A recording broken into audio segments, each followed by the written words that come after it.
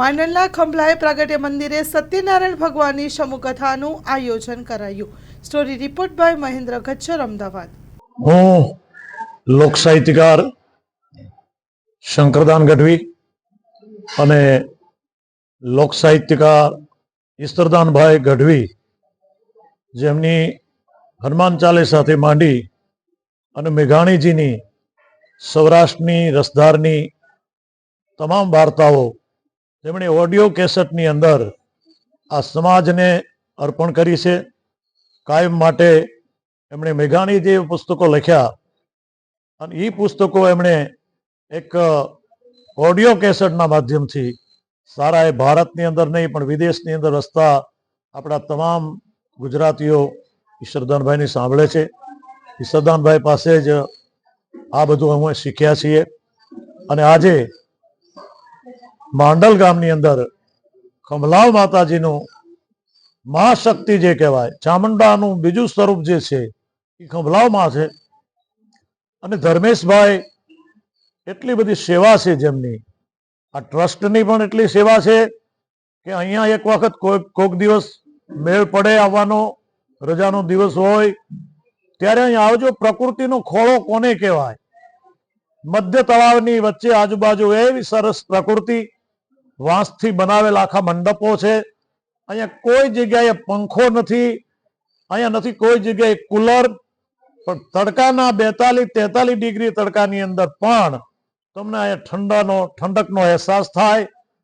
એવી ભગવતી એ જગદંબા રાજેશ્વરી ની પ્રકૃતિને ખોળે બિરાજે છે. જે પ્રકૃતિને ખોળે જ માં હોય એવું સુંદર મજાનું મંદિર છે અહીંયા. અને ક્યારેક પધારજો. મારા પરમ સ્નેહી મિત્ર જયદેવસિંહજી ચુડાસમા, એમના મિત્ર ધર્મેશભાઈ ભારતીય જનતા પાર્ટીનું પણ ખૂબ સારું વર્ષોથી કામ કરી રહ્યા છે. અને મારા પરમ મિત્ર એવા જયદેવસિંહ ચુડાસમાના માધ્યમથી અહીંયા આવવાનું બન્યું. સત્યનારાયણ ભગવાનની કથાનો લાભ લીધો, આરતીનો લાભ લીધો અને માતાજીના આ આશીર્વાદ લેવા માટેનો મને એક મોકો મળ્યો છે. એ મારી જાતને હું ધન્ય માનું છું. હરિઓમ તત્સત. જય માતાજી.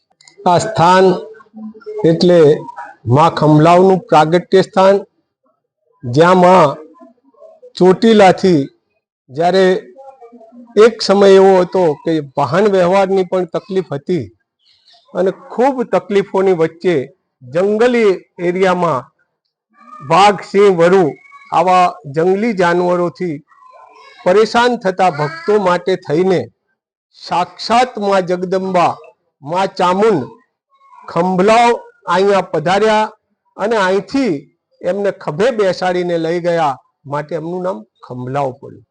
આ જગ્યામાં એક નાની દેરી હતી અને આજે આ નાની દેરીમાંથી વટવૃક્ષ બન્યું છે.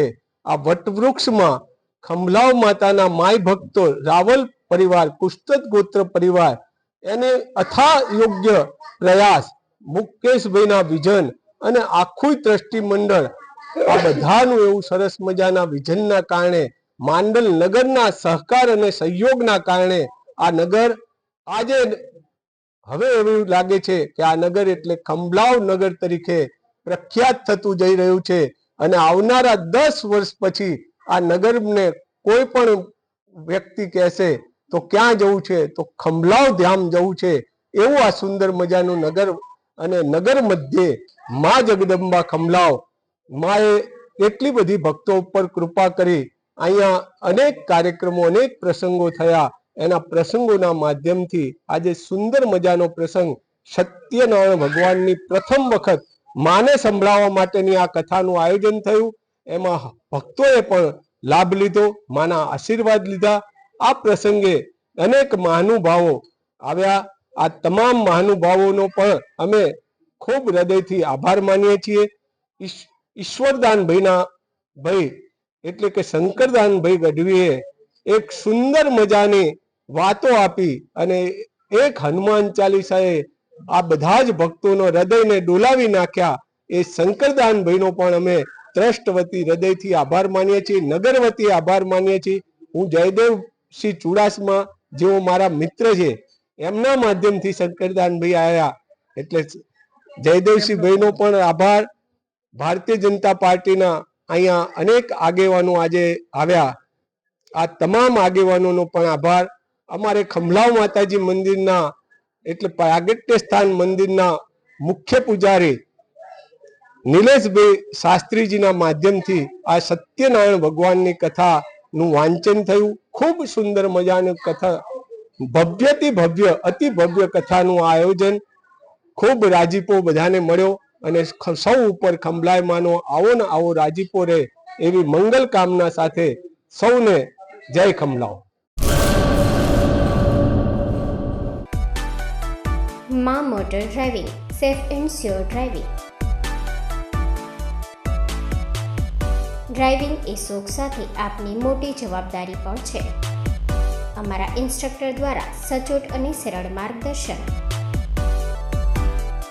આપની રોજની તાલીમની માહિતી મેળવીને શું અધુરાશ છે એના ઉપર પૂરું ફોકસ કરાય છે.